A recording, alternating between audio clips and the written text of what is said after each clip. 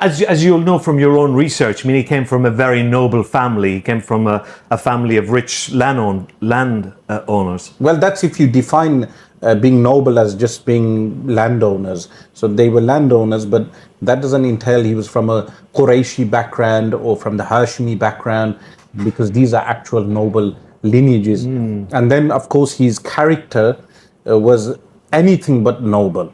He had a despicable character. You check, for instance, the works written regarding him by his contemporaries. They mention his foul language and foul tongue with regard to his opponents, and within his own written works. So they have a compilation of all his works, which is known as Ruhani Khaza'in, spiritual Khaza'in treasures, which I would rename as Shaitani Khaza'in, satanic treasures. And this was written, this is a compilation purely in Urdu. Yeah, so well been translated into English. So his books, like some of the books which you mentioned, Barahin Ahmadiyya and all these books, these are all it was one of his most famous books, yeah. Which was an utter disappointment as well, because the princess of Bhopal was actually funding that book, and they were disappointed with the book when it came out. This was when he was ostensibly a Muslim.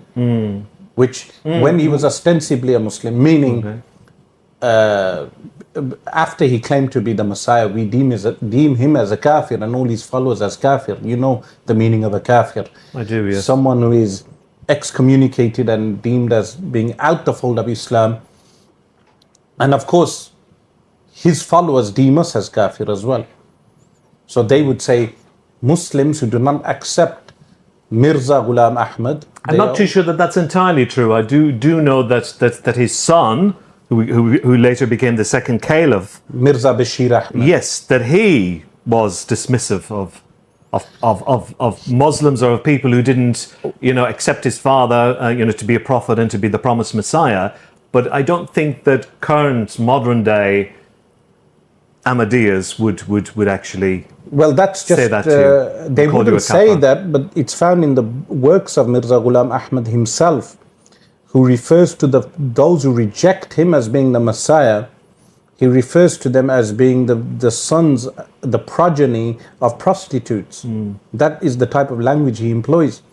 So he stated that, and then he, as you mentioned, his son was deemed as the second caliph because Mirza dies by 1908. That's correct. Yes, so it is, yeah. He's born in 1835. He dies in 1908. Yeah. And by the time he dies in 1908, his successor is his son, clear nepotism, his son Mirza Bashir Ahmad. He's the second, what they refer to as Khalifa, a caliph.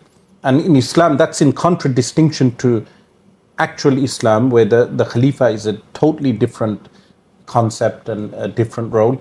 And then Bashir Ahmad, he mentions that those who reject his father as the Messiah, so they deem, Bashir Ahmad deems those who reject his father as the Messiah, they are kafir. So that entails the splinter group, which is what is referred to as the Lahori group, is also kafir, according to the so-called Ahmadiyya movement, in this case being Bashir Ahmad. So according to, they have excommunication within themselves. So that the Ahmadiyya would deem the Lahori Qadiyanis as being kafir also. Yeah, and I think it's probably worth explaining to viewers, because you're right, I did write a mini biography of Mirza Ghulam Ahmad, which is included in and this you have book. this dreadful picture on the dreadful picture, ugly looking man. I'm not on the cover.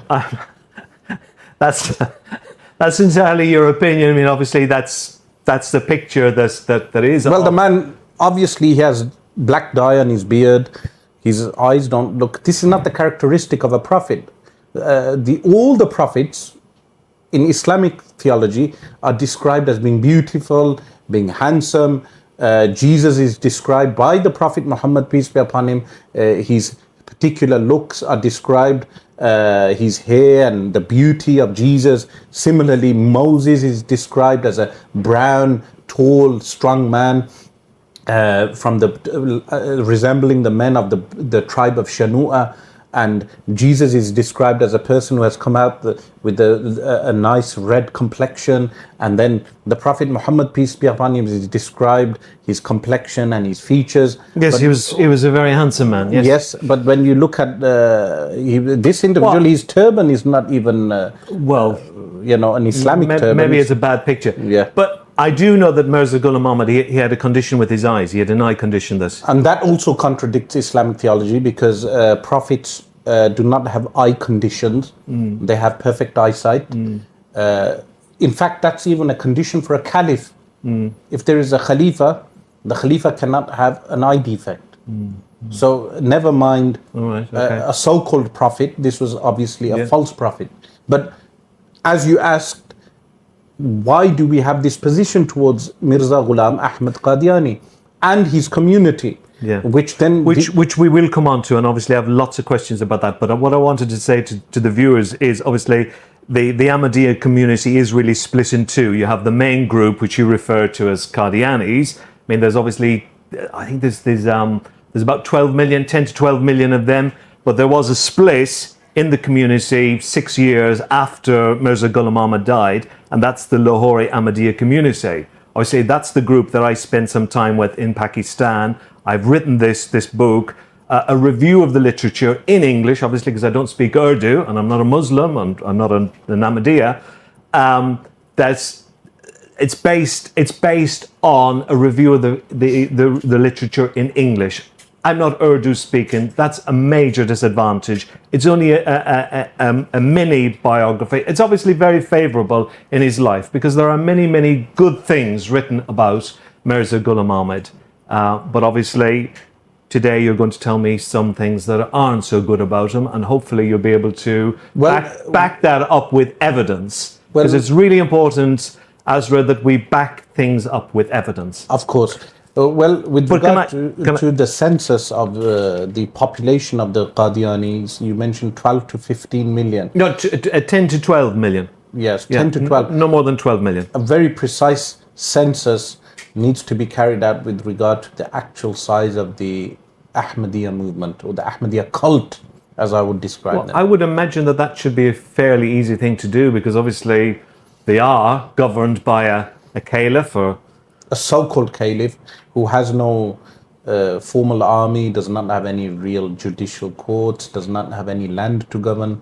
I mean, it goes against the very concept of a real caliphate. It's just a cult. And of course, the followers need to wake up and realize that many of them are born into the cult. They do not realize that they need to step out of that cult and join mainstream Islam, mainstream Sunnis.